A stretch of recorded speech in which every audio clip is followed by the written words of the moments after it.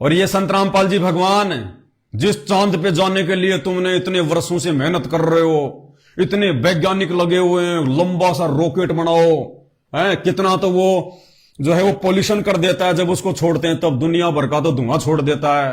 फिर आंख फाड़ के देखो, आज इतने किलोमीटर पे गया, आज इतने किलोमीटर पे गया, वहां उतरने वाला है, धड़कनें उनकी यूं होती हैं, हे भगवान, हे परमात्मा, कहीं नीचे ना गिर जाए, कहीं फैल ना हो जाए।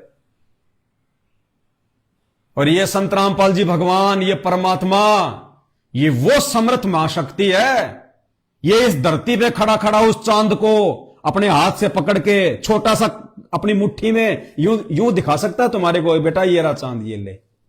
और तुम ऊपर देखोगे चांद कहां गया, चांद तो संत रामपाल जी की मुट्ठी में आ गया छोटा सा होके। ये वो समर्थ परमात्मा है, धरती पे खड़ा खड़ा यूं पकड़ के ऊपर से अपने हाथ से यूं दिखा देगा। तुम इतिहास भूल गए। यही कबीर परमात्मा सतगुरु रामपाल जी भगवान राजा बलि के पास में गए थे, 52 रूप बना के, छोटे से ब्राह्मण का, 3.5-4 फुट के ब्राह्मण का, यानी जो भी हाइट थी उस समय, छोटा सा रूप बना के गए थे। 52 यानी बोना व्यक्ति बनके, ब्राह्मण बनके, और राजा बलि से 3 कदम जमीन मांगी थी, 3 कदम जमीन।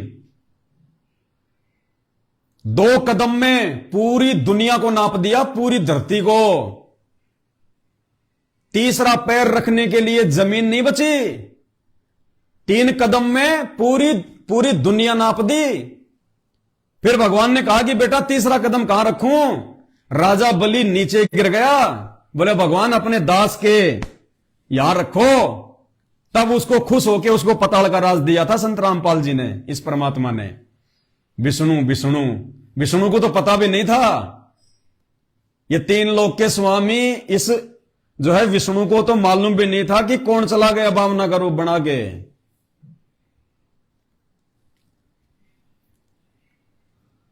तो ये वो समर्थ परमात्मा है जिसने 2 कदम में पूरी दुनिया नाप दी। ये चाहे तो सूरज को और चांद को यूं तोड़ के, जैसे हम लोग झाड़ियों से बेर तोड़ते हैं ना खाने के लिए बेर, ये यूं तोड़ के संत रामपाल जी चांद को यूं पकड़ के, सूरज को यूं पकड़ के, और कहते बेटा ये रहा चांद है, जिस चांद पे जाने के लिए तुमने पूरा जीवन बर्बाद कर दिया, देश का अरबों खरबों रुपया बर्बाद कर दिया, ये रहा बेटा देख चांद, ये रहा देख ले, क्या करेगा, ले खोद ले, इसने निकाल ले सोने चांदी जेवर इसमें से, ले ले इसकी मिट्टी तेरे को चाहिए उतनी। ये वो समझ सकती है धरती पे। और आने वाले समय में ये कान खोल के सुन लो, हाथी के जैसे बड़े बड़े कान करके, दुनिया वालों, संत रामपाल जी के भक्तों को तो विश्वास है, उनको तो कुछ भी कह दो उनके बारे में, क्योंकि ये परमात्मा है। लेकिन आप लोग अपने कानों को हाथी के जैसा करके सुन लो बड़ा बड़ा। आने वाले समय में, और बहुत थोड़े समय में, संत रामपाल जी अपने कुछ भक्तों के साथ में तेरे चांद और सूरज से ऊपर जाएंगे प्रहलाद के लोक में। प्रहलाद के लोक में, जो प्रहलाद भगत था ना, हिरण्यकशिपु राक्षस का बेटा, जिसको बचाने के लिए भगवान संत रामपाल जी ने नरसिंह रूप धारण किया था, उस प्रहलाद के लोक में जाएंगे संत रामपाल जी, बिना यान के, बिना विमान के, अपने कुछ भक्तों के साथ में संत रामपाल जी उस प्रहलाद के लोक में जाएंगे। प्रहलादपुरी में दुनिया देखेगी। यकीन नहीं है क्या? अपने मुख से कहूंगा तो तुम्हें यकीन नहीं होगा, संत रामपाल जी के तो तुम मानते ही नहीं। अरे तुम्हारे को गुरु ग्रंथ से दिखा देते हैं, प्राण संगली से, भाई बाल्य वाली साखी, मर्दाना वाली साखी, किस कौन से इतिहास को जुटलाओगे? जिस चांद पे जाने के लिए तुमने इतने साल बर्बाद कर दिए, इतने रॉकेट बना दिए, इतने कंप्यूटर लगा दिए, संत रामपाल जी चुटकी बजाते जाएंगे अपने भक्तों के साथ में, और बिना ऑक्सीजन के, बिना मास्क के, बिना पैरासूट के, गले में हंडी लटका के, पता नहीं क्या क्या हेलमेट सा लटका के, हैं संत रामपाल जी जाएंगे यूं जैसे बिल्कुल सीधे। सुनो, कि नानक साहिब जी के साथ मर्दाना जी एक बार प्रहलाद जी के लोक में चले गए। ये देखिएगा, ये वही प्राण संगली है गुरु नानक देव जी की। प्रमाण देख लो, एक जन्म साखी है भाई बाला वाली, ये आपको पहले भी दिखाई थी। अब इसके आपको दिखाते हैं 272 पृष्ठ पे।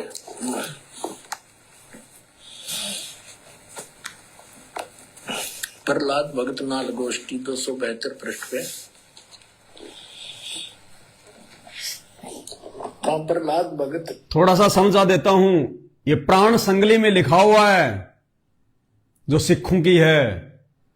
एक बार नानक देव जी अपने दो भक्तों के साथ, बाला और मर्दाना के साथ में प्रहलाद के लोक में गए थे, ऊपर जो चांद और सूरज से भी ऊपर है, प्रहलाद के लोक में। ये तो 600 साल पहले की बात है, ज्यादा पुराना इतिहास नहीं है। 600 साल पहले हुए थे नानक जी सन 1469 में। तो नानक जी अपने दो शिष्यों के साथ में, जो उनके विशेष थे, बाला और मर्दाना, प्रहलाद के लोक में गए थे। तो वहां पे मर्दाना जी ने फिर उससे प्रहलाद से पूछा कि यहां पे और जो है कौन कौन आ सकता है। तो प्रहलाद ने कहा कि पहले यहां पे वो जो है कबीर जी आए थे, उसके बाद में ये नानक जी आए, और तीसरा और आएगा जो पंजाब की धरती पे जाट वर्ण में होगा, जिसका प्रचार प्रसार क्षेत्र बरवाड़ा होगा। वो जाट वर्ण में जो संत होगा वो आएगा यहां पे। इन तीन के अलावा कोई नहीं आ सकता। तो वो हरियाणा, जिस समय संत रामपाल जी 8 सितंबर 1951 को प्रकट हुए थे, उस समय हरियाणा नहीं था। हरियाणा तो 1965 में बना था। 1951 में हरियाणा का क्षेत्र ये पंजाब था। सुनिए, ये संत रामपाल जी जाएंगे तुम्हारे बिना यान के, बिना विमान के, बिना ऑक्सीजन के। किया जब नानक साहिब जी मर्दाना और बाला वहां पहुंचे प्रहलाद भगत के लोक में, तब प्रहलाद भगत किया, नानक तपाजी तैनू कलयुग विच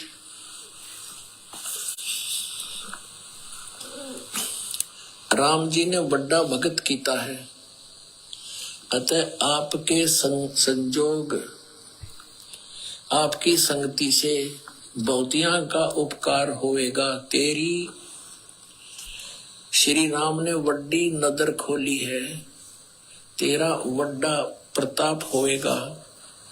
इस कलयुग विच अगे कबीर भगत ऐथे आया है।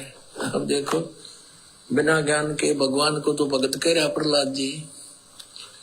कबीर भगत इथे आया है, यहां पर आया है, अति जा आपको कर्ता ने आंदा है, यहां भेजा है। भा मर्दान ने आंदा है, ता मर्दान ने पूछिया, प्रहलाद भगत नु पूछिया, हे भगत जी, तुसी भी बड़े भगत हो, अते तुम्हारे पीछे भी राम जी ने वड्डा चरित्र चलत दिखाया है, एक बहुत बड़ा यानी नरसिंह रूप धारण किया था। तेरी राम जी ने वड्डी नजर खोली है। भगत जी ऐथे होर कोई भी पहुंचिया है कि कबीर अते नानक तपा जी ही पहुंचिया है। ता प्रहलाद भगत बोलिया, भाई नानक तपे पासों पूछ ले और भी आवसी के ना आवसी, या कोई और आओगा के नहीं आओगा। कोई तो भगत मर्दान ने किया, जी तुसी वड्डे भगत हो, अगली ते पिछली सब आपनो सतयुग थी, सतयुग तक आदि लेकर मालूम है। ता प्रहलाद भगत ने कहा कि सुन भाई, इस जीहा कोई होएगा ता ऐथे पहुंचेगा, यानी नानक जी जैसा कोई होगा या तो यहाँ पर पहुंचेगा।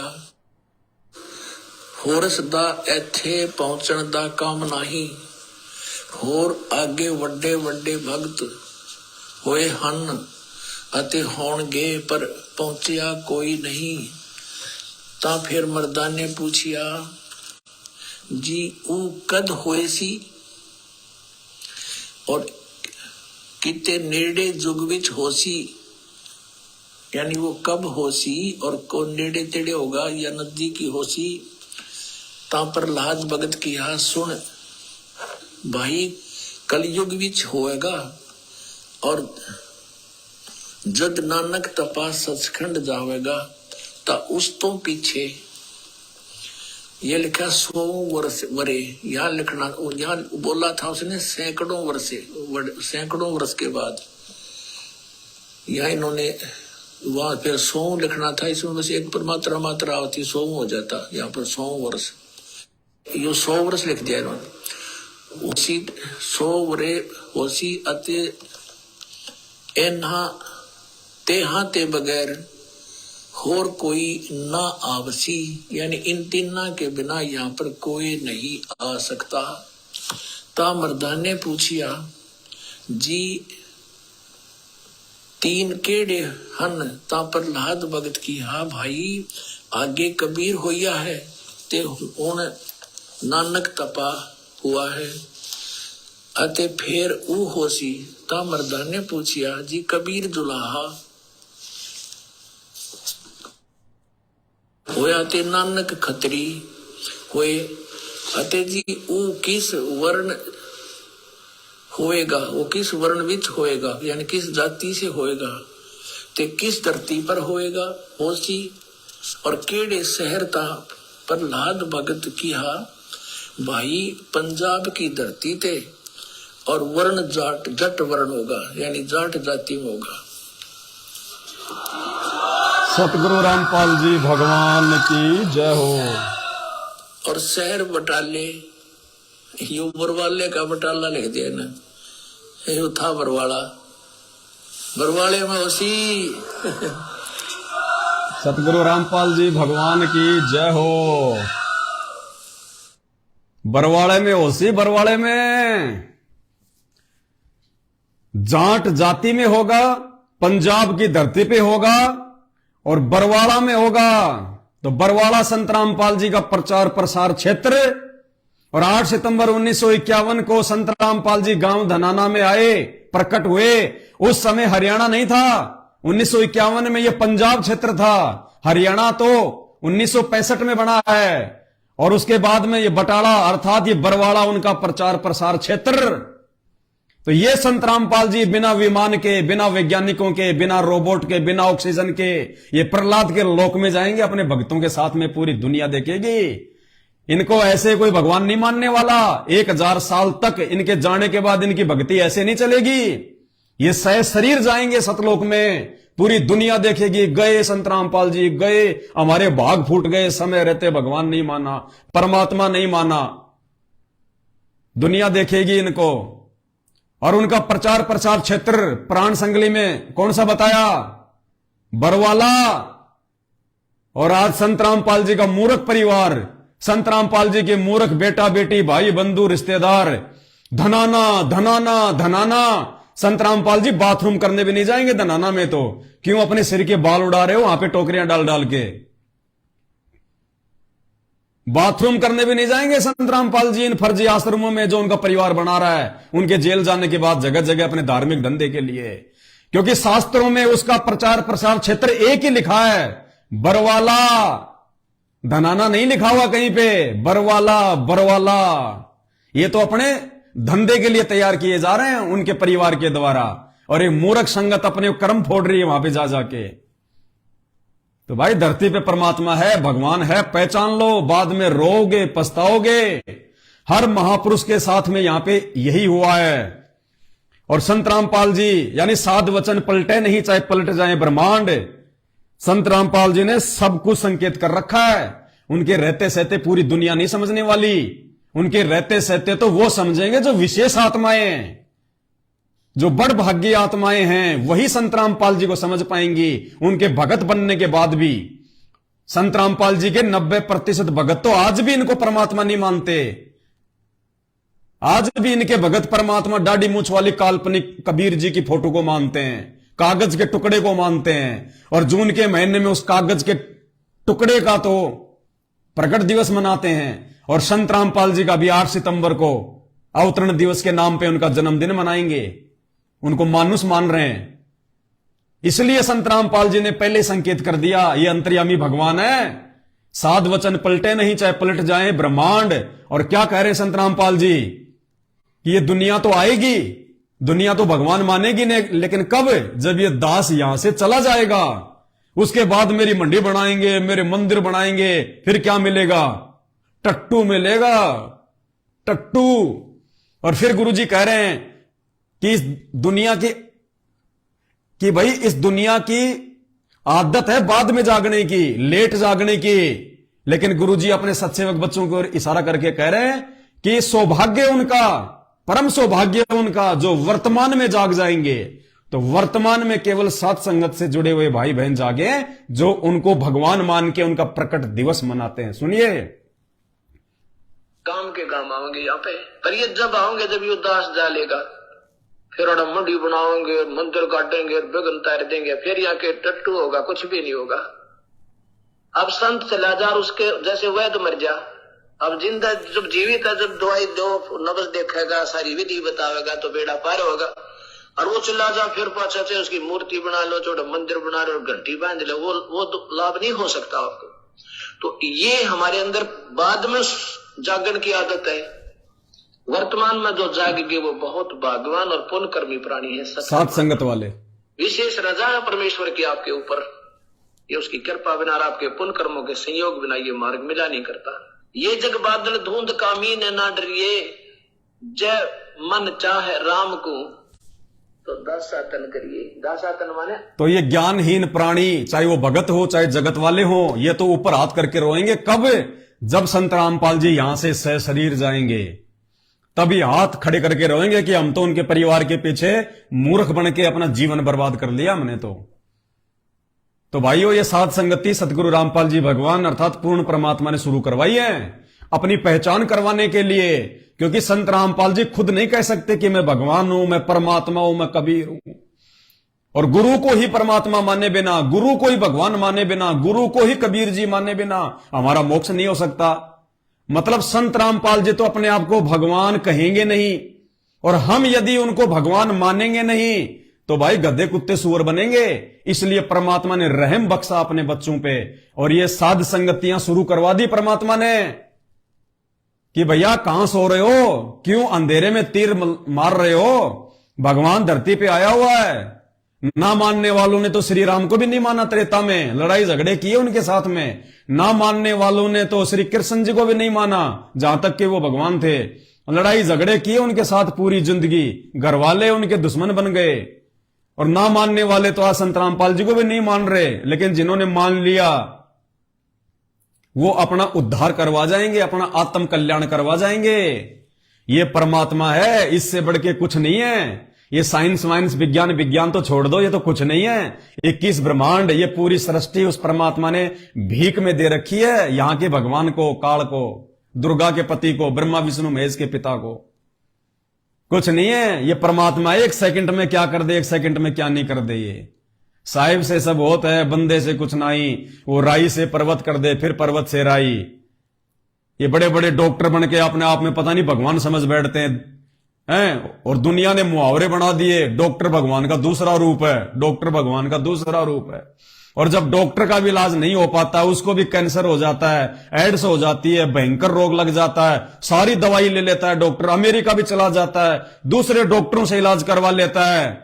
और फिर कि भाई अब आपकी उम्र नहीं है, भाई आपके ऊपर कोई दवाई काम नहीं कर रही। वो डॉक्टर जो 4 शब्द विज्ञान के पढ़ के, मेडिकल साइंस के पढ़ के अपने आप को भगवान मान बैठा था, वो भी पड़ा पड़ा हाथ जोड़ता है, ये परमात्मा, ये भगवान, ये मालिक, जिसकी भी पूजा करता है, ये मालिक बचाना, ये परमात्मा बचाना। क्यों? अब कहां गई तेरी डिग्री, अब कहां गई तेरी गोली दवाई, अब कहां गए तेरे लाखों के इंजेक्शन? लगा ले अपने आप, खा ले दवाई, हो जा ठीक है। और उस समय उस डॉक्टर को जो भगवान को भी नहीं मानता था, छोटे मोटे झाड़े झपाड़े वालों को तो क्या मानेगा। और उस समय जब उसका इलाज कहीं नहीं होता, और फिर कोई आदमी कहते ना, हमारे गांव में एक आदमी झाड़ा मारता है, झाड़ा, जंतर मंतर करता, तेरे जैसे वो ठीक कर दिए। अरे भाई ले चलो मेरे को, जल्दी से ले चलो। उस समय वो वैज्ञानिक, वो डॉक्टर अपने आप को बहुत बड़ा मान रहा था। वो झाड़े वाले के जाके पैरों में गिर, वो जाके जो है पैरों में गिर जाता है कि मेरी जान बचा दो। तो ये बकवाद केवल उसी समय तक है जब तक ये शरीर ठीक ठाक चल रहा है, 2 पैसे जेब में है, समाज में इज्जत है, बस। और जिस दिन ये परमात्मा ने बनाया शरीर, इस शरीर का असली डॉक्टर संत रामपाल जी है। संत रामपाल जी दास गरीब तबीब सतगुरु बंदी छोड़ दयाल है। तबीब यानी वैद्य, डॉक्टर। अरे यहां का डॉक्टर कोई तो नोज स्पेशलिस्ट, वो खाली नाक के बारे में जानता है। कोई आई स्पेशलिस्ट, वो केवल आंख के बारे में जानता है। कोई दांत स्पेशलिस्ट, कोई स्किन स्पेशलिस्ट, वो खाली चर्म रोग के बारे में जानता है। कोई गुर्दा स्पेशलिस्ट, कोई कुछ स्पेशलिस्ट है। अरे पूरे शरीर का डॉक्टर है कोई दुनिया में? है कोई अमेरिका में कोई ऐसा डॉक्टर जिसको हम बहुत बड़ा देश मानते हैं, विज्ञान में सबसे ऊपर मानते हैं? अमेरिका, चाइना, रशिया, जापान में कोई ऐसा इंसान है जो पूरे शरीर का डॉक्टर हो? कोई नहीं है। सबने अपने अपने हिस्से बांट रखे हैं। किसी ने नाक पकड़ लिया, किसी ने कान पकड़ लिया, किसी ने आंख पकड़ ली। पूरे शरीर का डॉक्टर धरती पे एक ही है, संत रामपाल जी, जिसने शरीर बनाया है। और वो बिना ऑपरेशन के, बिना चीर फाड़ के, बिना मेडिकल के, बिना गोली दवाई के, बिना झाड़ झपाड़ के चुटकी बता दे, मिट्टी को सोना बना दे। रोगी को निरोगी, कोडी को काया दे दे, अंधे को आंख दे दे, बांझ को पुत्र दे दे। और सुनो उनके सत्संग, भक्तों के इंटरव्यू सुनो। लाखों को जीवन दान दे रखा है। तुम्हारी विज्ञान दे देगी जीवन दान?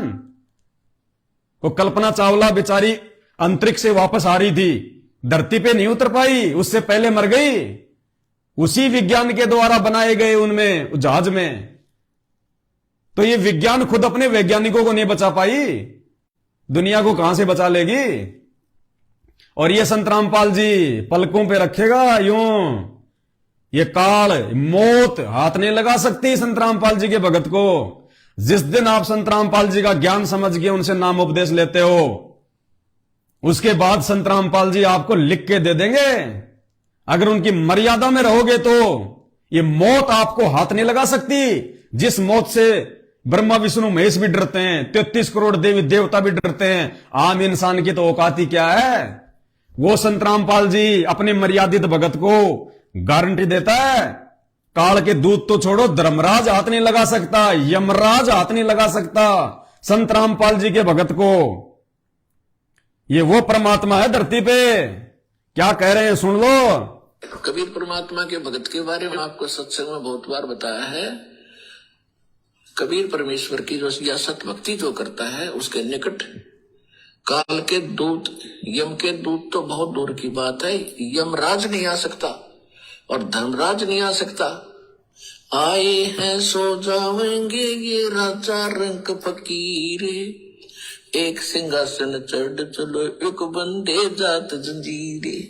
बताओ, कबीर परमात्मा के भगत के पास, अर्थात संत रामपाल जी के भगत के पास, क्योंकि वर्तमान में धरती पे कबीर संत रामपाल जी हैं और कोई जो है कबीर नहीं है। तो संत रामपाल जी के भगत को, कौन से भगत को? मर्यादित भगत को। संत रामपाल जी के परिवार के पीछे उनके चप्पल चाटने वालों को नहीं, इन फर्जी आश्रमों में, धनाना आश्रम में सीमेंट के बोरे उठाने वालों को नहीं, देखा देखी में आंखों पे काली पट्टी बांध के हैं अंधाधुंध इन आश्रमों में, इन फर्जी आश्रमों में संत रामपाल जी के मनवस परिवार को दान धर्म देने वालों को नहीं। वो स्टेडियम बना डाला धनाना गांव में, इन्होंने, इनकी आंख फूट गई इनकी।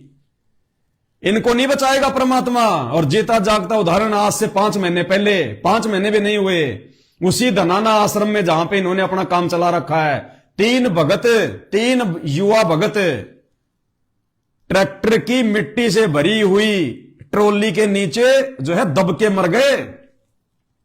क्यों नहीं बचाया भगवान ने? भगवान तो कह रहा है कि मेरे भगत को यम के दूत तो छोड़ो, धर्मराज हाथ नहीं लगा सकता, यमराज हाथ नहीं लगा सकता। अरे वहां तो उस धनाना आश्रम में तो यम के दूतों को भी आने की जरूरत नहीं पड़ी। संत रामपाल जी के परिवार वाले ही यम के दूत बने हुए हैं।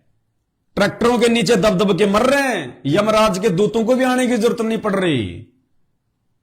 ये परमात्मा कौन से भक्तों के लिए संकेत कर रहे हैं? मर्यादित भक्तों के लिए। और मर्यादित भगत यदि आपको कोई मिलेगा तो केवल साध संगति से जुड़ा हुआ मिलेगा।